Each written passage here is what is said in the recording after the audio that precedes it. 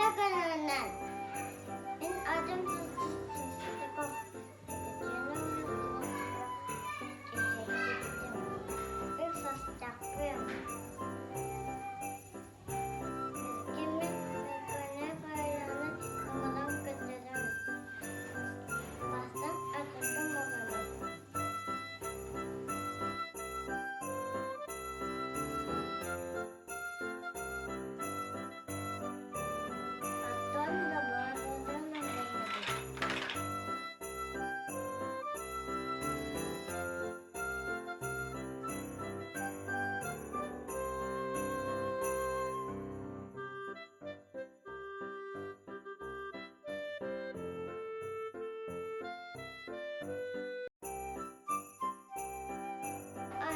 Anne dolabını getirdi.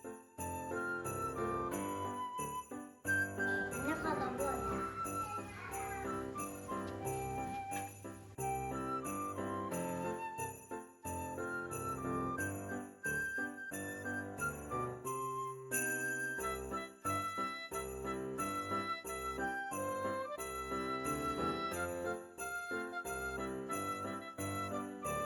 Gel.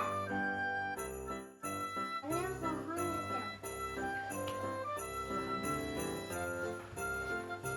Kepeciye.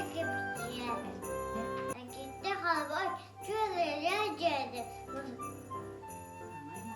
Sıvadız bir sonunda yok kavut çekeceğim. Kepeciye. Affedin dedim. Kavut kutuba. Yok kavut çekecek. Daha da siz kadarlık cesaret edin.